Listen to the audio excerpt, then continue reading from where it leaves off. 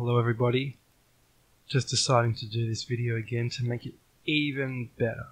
Now, in this video it might knock your socks off. We're gonna talk about something the ancient people did to save the world. They really did save the world. They were environmentalists just like us, and I'm talking maybe 40, 50, 60,000 years ago.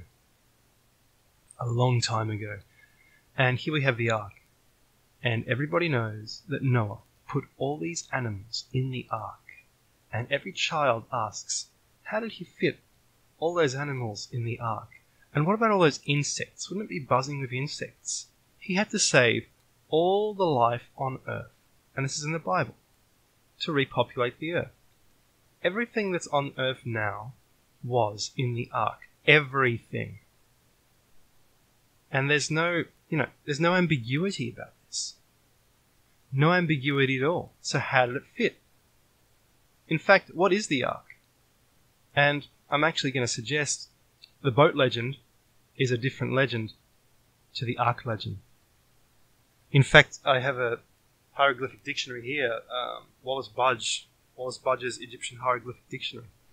And if you look up Ark, it means to roll up. It means the name of a serpent or the name of a serpent amulet. It's a kind of stone. It's a god whose functions are unknown, or it's a kind of wood. And that's basically all it says.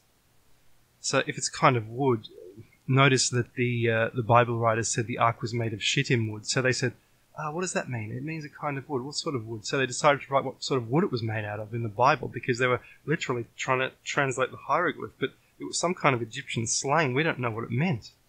We really don't know what it meant. And, of course, the reason I look in the Egyptian stories, the Jews were in Moses. Moses was an Egyptian, basically, and their religion came partly from Egypt.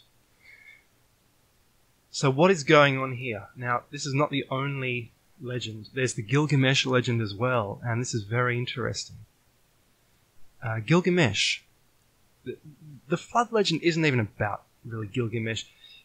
The flood legend was only included in this because it's a story about Gilgamesh trying to be immortal, become immortal. He's an earthly king who wants to live forever.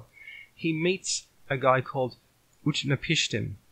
And Utnapishtim, well, was granted immortality as a reward, and Gilgamesh wants some of this. Now, what Utnapishtim did, all the gods conspired to flood the earth, to destroy the earth, and Enki whispers to Utnapishtim, hey, they're going to destroy the world, but you can save everything. Utnapishtim, he's a helper of mankind, and it's strange, in the Bible it's as if Yahweh was doing this, but Yahweh is the helper god who actually hates the other gods. He doesn't like the other gods. He says no other gods. So this is all very interesting. Now, Utnapishtim builds his square boat, he saves all the life, and that is the precursor to the Bible legend. Eventually, this guy, Gilgamesh, he gives up on all that immortality stuff. He says, okay, let's be mortal and build, let's achieve immortality by building buildings and artworks. And then we have the Deucalion myth in Greece. It's another myth of the flood. What happens is Deucalion, he's told by the gods, okay, build a box. Okay, you have to save all the life. Build a box. The box, during the flood, comes to rest on Mount Parnassus or somewhere else. And either from this box, or later on, he is given the instructions to resurrect all the life on Earth by throwing his mother over his left shoulder. And he realizes the mother refers to Earth Mother, because that was the religion a very long time ago. So he throws stones over his left shoulder, and recall one of the definitions I just mentioned to you of what an ark is stone, type of stone. So he throws these stones, quote unquote, over his shoulder. They become men. And there's another flood legend from Egypt. And I'm only talking about a few Near Eastern ones. This flood legend was everywhere. The one in Egypt was told to the Greeks, and it was to the Greeks, and it was mixed in with the Atlantis legend. On the one hand, you have this War of Atlantis, On the other hand, the Atlanteans are corrupt, greedy people trying to take over. But then they decide to put the flood legend in there, their own version of this story, not the flood that sank Atlantis. In that flood that is described, Athens was washed away as well. Everyone was washed away. It's the flood, the actual flood story. And Poseidon is about to tell the other gods, you know, I've decided to flood them, to wash away the world, to wash away the whole world. And that bit is torn away. In the Atlantis story, we don't know what it actually says. It's gone. But the flood legend is in the Atlantis story. They mixed them all up. So I'm saying this was mixed up as well. They mixed up a boat legend with the legend of saving all the life. Because the ancients didn't know how you could save life if you didn't have a boat. But guess what? We know how it could be done today in the 21st century. And I've suggested this this cave, it's called the Gila Nakitz cave, is in fact a geopolymer seed vault in America, because all the, this was in my Amazon video, all the life stems from here. All the agriculture stems from here. So did they open it up and get the agriculture out of here? I really think they did. I really think the agriculture was produced by previous humans, giants, with their high technology. It was saved in this cave to help repopulate the earth. And this cave was indestructible, but somehow they got in. And what's going on here? This is Khnumm. I mean, even today, can I just show you? I'll just show you this. We build seed vaults. This is one seed vault here in Scandinavia. And, you know, I think the Scandinavians, they're quite tall. They're a relic of the Cro-Magnons at the fringes of Europe. And they're sort of doing the same thing as their ancestors did for us. Building seed vaults. It's in there. They just do this stuff, you see. And there's a story, it looks like an art gallery, doesn't it? A modern art gallery. And there's a story about it. Water breaches Doomsday Vault. Isn't that interesting? It's water.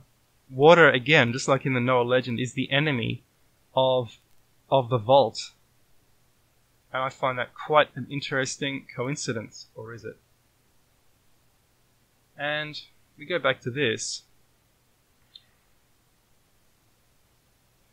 We know that God produced man out of clay. The Egyptians, in the Egyptian version, it's Khnumm creating man out of clay. And of course, Khnumm is very, very important. This is Khnumm again, creating man out of clay. This is the Great Pyramid. It's actually built for Khnumm. The name of the pyramid, it is built for Khnumm Khufu. For Khnumm Khufu. Or for Khufu. Now, there's inscriptions like this which say Khufu or Zachariah Sitchin said this says Raufu, but it's actually K-U-F-U, and the snake is a kind of F, like a F sound. I guess it makes that sort of sound. But there are other inscriptions, and one of them is relates to Khnumm. Khnumm Khuf. It's actually Khnumm Khuf. Khnumm Khuf, like that. So what's going on? Is the pyramid a kind of creation chamber for recreating man? And guess what? This is almost what the Arab legends actually say. All the medieval Arab legends about the pyramids say that Khufu was told by his astrologers that an alignment was coming up which was about to destroy the world. And he said, wow, what are we going to do? Everything's going to be gone. And he said, I know. We'll build this pyramid. And we'll make it indestructible. And it will contain all our knowledge and everything. And the Arabs say it contained all the sciences and technologies. And if you look at it, the dimensions, it does contain the dimensions of the Earth and all the mathematical technologies. And if you look inside it, people have remarked that It's excellent insulation, excellent climate control. This could survive a nuclear weapon quite easily, especially in its previous state of being lined with capstones in which it would deflect anything. And here we have, and you know, it might even be immune to radiation as well. The king's chamber could have been for protecting seeds, for protecting DNA for the future, a kind of vault.